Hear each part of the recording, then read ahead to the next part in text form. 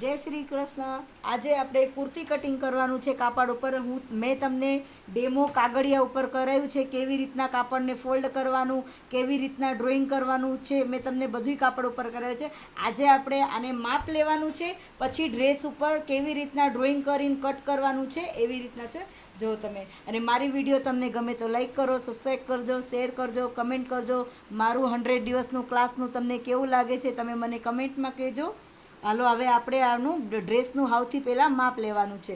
જો સૌથી પહેલાં આપણે શોલ્ડરનું માપ લેવાનું છે. શોલ્ડર ત્યાંથી ઉપર આપણે જ્યાંથી સિલાઈ કરી છે ને ત્યાંથી જવાનું, અને અહીંયા સ્લીવ જોઈન્ટ કરી છે ને ત્યાંથી જોવાનું છે. શોલ્ડર છે આમાં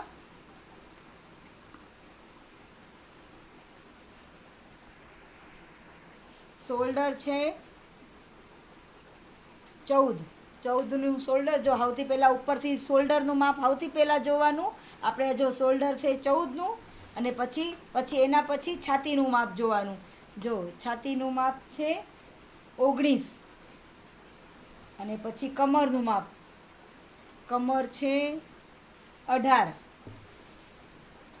અને પછી સીટનું માપ મેં તમને કાગળિયામાં કટ કરીને ડ્રોઈંગ કેવી રીતના કરવાનું એમાં મેં તમને સમજાવ્યું છે કે સીટનું માપ કેવી રીતના લેવાનું છે. તો જો સીટનું માપ હે ને ત્યાં જ્યાંથી કટ આવે ને ત્યાંથી લેવાનું, અને પછી એનું કટનું માપ જો સીટ છે 20, 20.5, અને પછી એનું હવે કટ લખવાનું ઉપરથી મેજર ટેપ રાખીને, અને પછી કટ જ્યાં આવતું હોય ને ત્યાં લખવાનું 21નું કટ, 21 કટ. અને પછી એમાં ઘેરવાળું હોય ને નીચે, તો એ ઘેરનું જોઈ લેવાનું, ઘેરનું માપ લઈ લેવાનું. ઘેર 20 જ એટલું જ છે.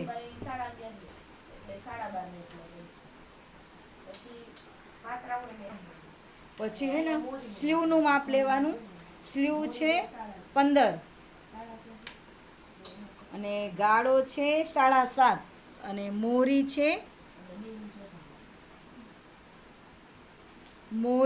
5,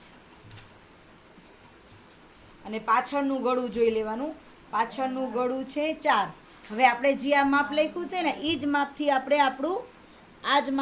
આપણું એમાં ડ્રોઈંગ કરવાનું.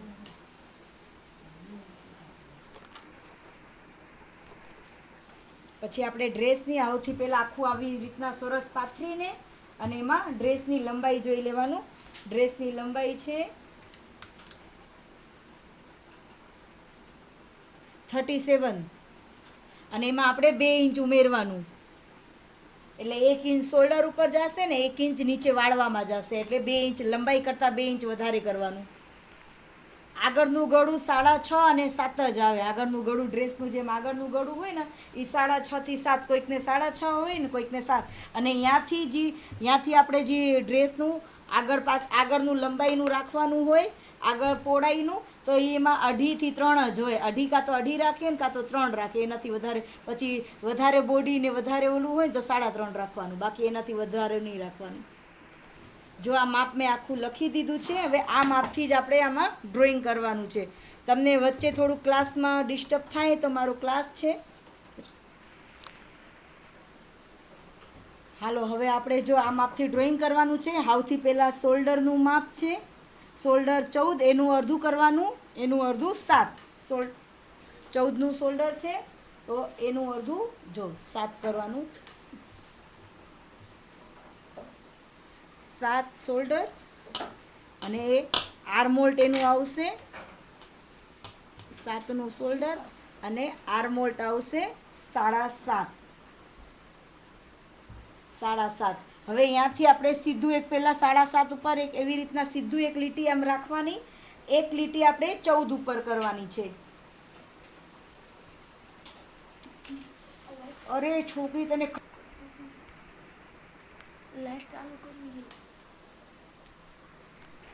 જો સૌથી પહેલાં શોલ્ડરનું માપ લીધું, પછી આર્મહોલ્ટનું માપ લીધું છે. 7નું શોલ્ડર છે, 7.5 આર્મહોલ્ટ લીધું છે. સીધું મેજર ટેપ રાખીને પછી એક કટ એક લીટી આપણે 14 ઉપર રાખવાનું છે.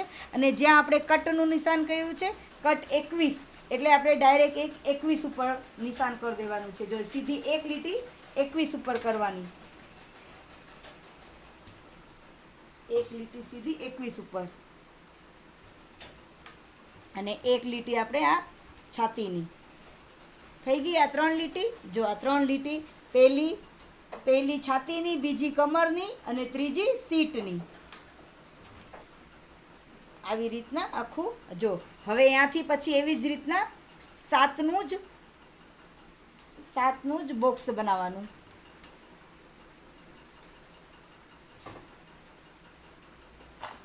અહીંયાથી આવી રીતના સાતનું જ એક આવી રીતના જો સિમ્પલ એકદમ આ બોક્સ બનાવી દીધું. ત્યાંથી પછી હવે અંદર 1 ઇંચ લેવાનું. અંદરના ભાગમાં 1 ઇંચ. બ્લાઉઝમાં આપણે અડધું ઇંચ લઈએ, અહીંયા આપણે 1 ઇંચ લેવાનું. 1 ઇંચ લઈને અહીંયાથી આપણે આમ ક્રોસ આપવાનું. આ આપ્યું અહીંયાથી ક્રોસ, અને અહીંયાથી પછી 1.5 ઇંચ. આ 1.5 ઇંચ.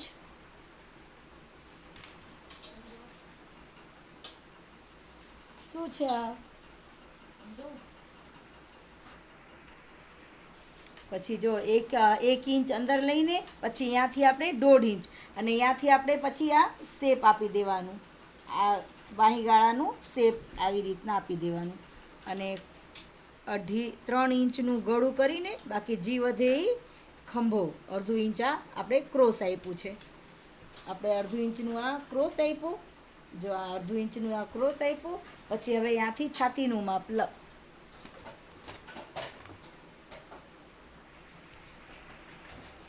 પછી આપણે જો અહીંયાથી આપણે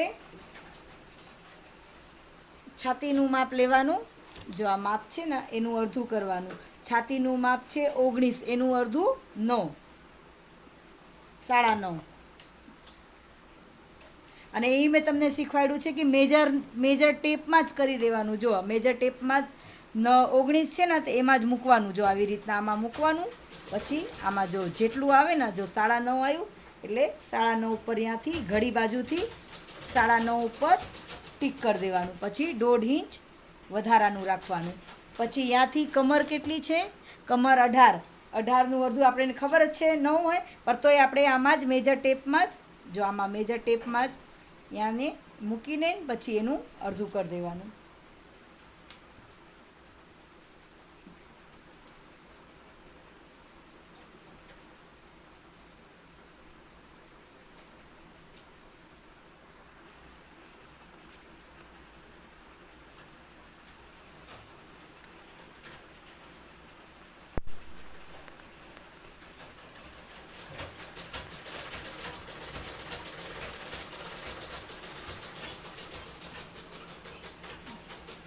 પછી અહીંયાથી આપણે હવે સીટનું માપ લેવાનું. સીટ છે 20.5, એટલે અહીંયાથી 10.5 ઉપર 10.5 ઉપર અને પછી આ 1.5 ઇંચ વધારાનું. હવે અહીંયાથી આપણે સ્કેલથી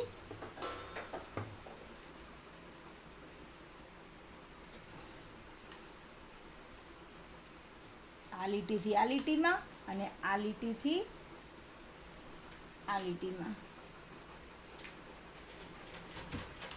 આ આપણે આખું જો ડ્રેસનું હવે આખી જો લંબાઈનું માપ એ લંબાઈનું લઈ લેવા. જો આ મેં શોલ્ડરનું માપ લીધું, આર્મહોલનું માપ લીધું, પછી અહીંયાથી છાતીનું માપ લીધું. અહીંયાથી 1 ઇંચ અંદર લઈને અને 1.5 ઇંચ ઉપર, અહીંયા જ્યાંથી 1 ઇંચ અંદર લીધું ને ત્યાંથી 1.5 ઇંચ ઉપર બહાર લઈ લીધું છે. એ માપ થઈ ગયું.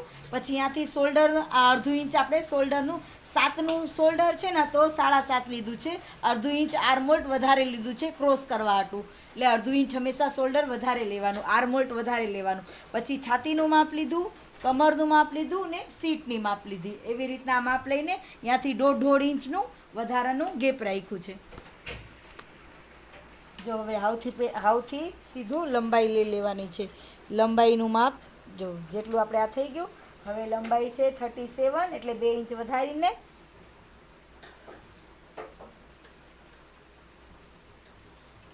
39નું લીધું. હવે આથી આપણે સીધું અને અહીંયાથી આપણે પાછું 10.5નું લઈને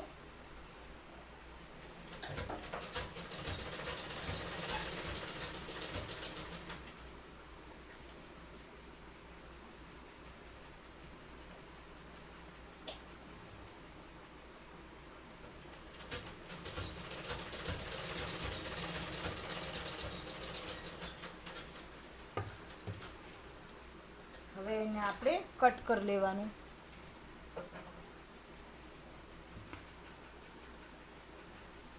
જો અહીંયાથી સીધા ઉપરથી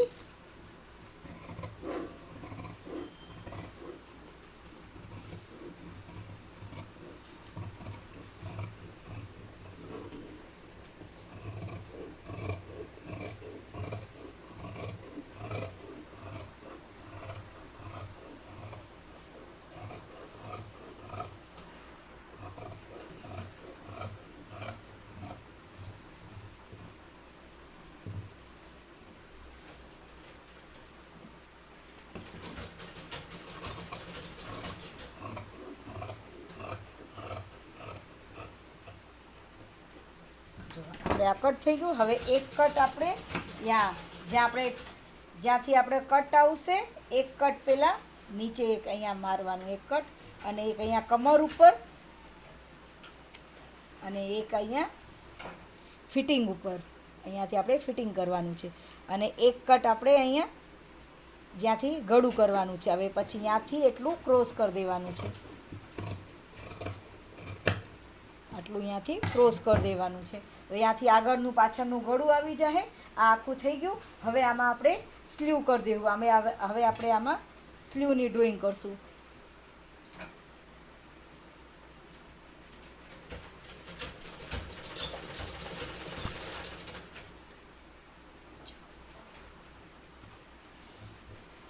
હવે આપણે આમાં અહીંયાથી સ્લીવની ડ્રોઈંગ કરી દઈશું.